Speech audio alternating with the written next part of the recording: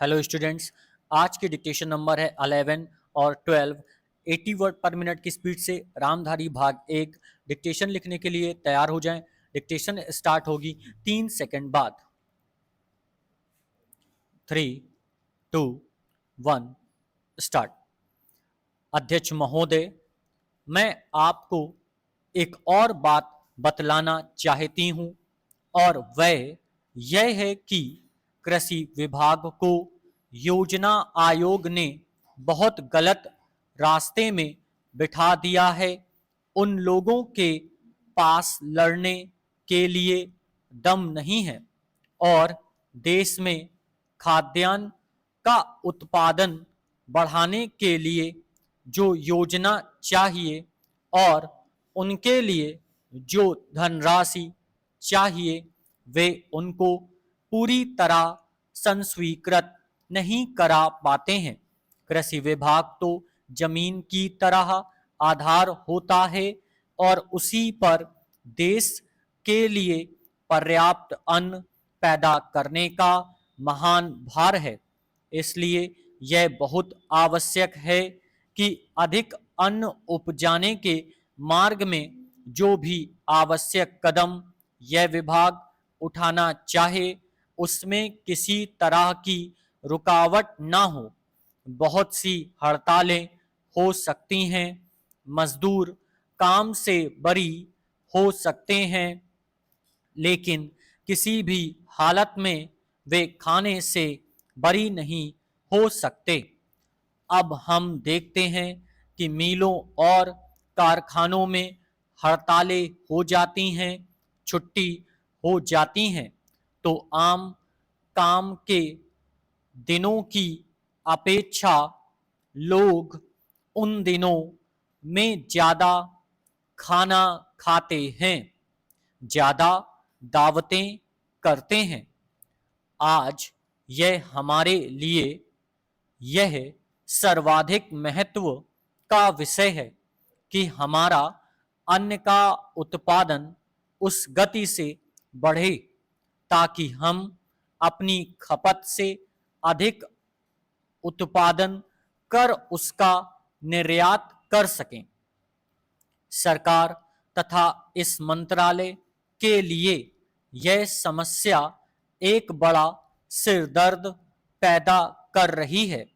हर एक विभाग के बड़े बड़े अधिकारी बैठे हैं और हजारों रुपए के बड़े बड़े वेतन ले रहे हैं, लेकिन मुझे दुख के साथ कहना पड़ता है कि उनका दिमाग कार्यालय की मिसलों और कागजों में लगा रहता है। इस विभाग का काम बहुत ही महत्वपूर्ण है।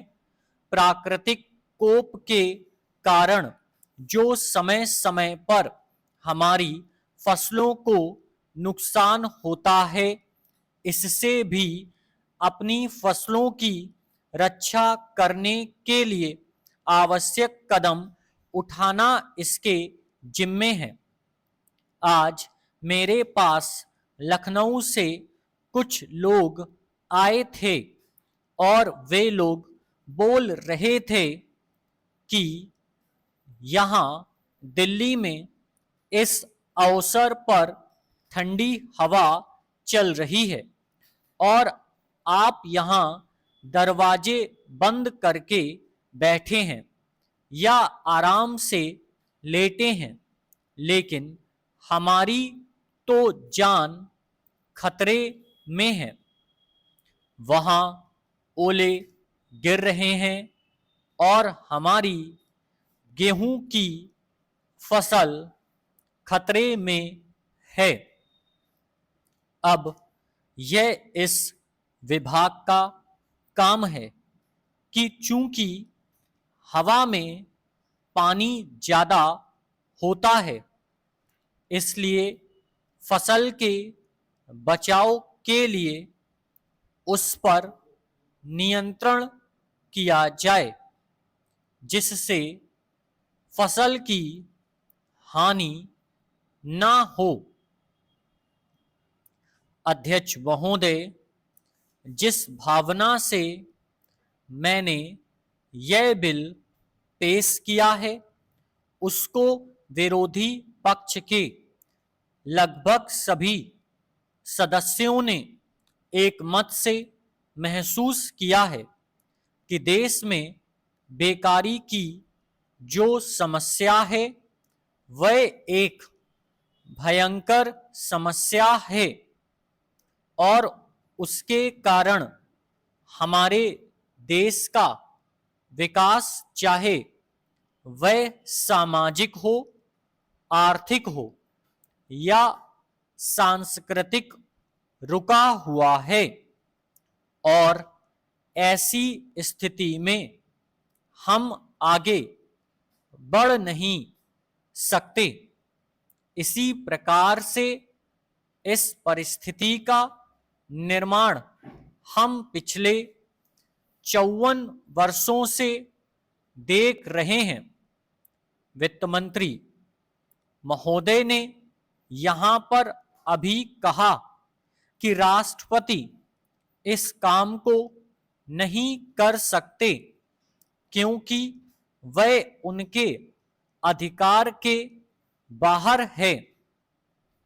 आप राज्यों में राज्यपाल शासन स्थापित करते हैं जब यह देखते हैं कि किसी राज्य में वहाँ की व्यवस्था, वहाँ का विकास ठीक नहीं हो रहा है, जब किसी राज्य में गड़बड़ी फैल रही हो, विकास का काम समाप्त हो गया हो और जिम्मेदारी से लोग काम ना करते हों, तो वहाँ पर राज्यपाल शासन स्थापित किया जाता है। ऐसे बहुत से उदाहरण हमारे देश में मौजूद हैं। उसी प्रकार से हमारे राष्ट्रपति हैं और अगर देश में इस तरह की स्थिति वर्षों तक चले तो कोई कारण नहीं है। आपात के रूप में राष्ट्रपति इस देश की सुरक्षा के लिए, इस देश की उन्नति के लिए जिम्मेदारी अपने हाथ में ना ले सकें। हमारे भाइयों ने बहुत से उदाहरण दिए हैं कि राज्यों में संयुक्त सरकारें नहीं चलीं, लेकिन उसके पीछे राजनीतिक हथकंडे थे।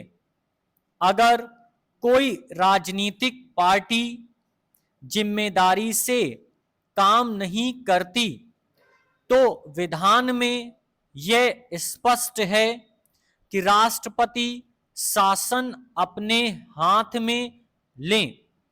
मैं एक उदाहरण देता हूं कि संविधान में आदिवासी हरिजनों के उत्थान के लिए प्रण किया गया था कि 10 वर्ष में उनकी सामाजिक तथा आर्थिक स्थिति को सुधार देंगे, लेकिन यह सरकार उसमें भी असफल रही।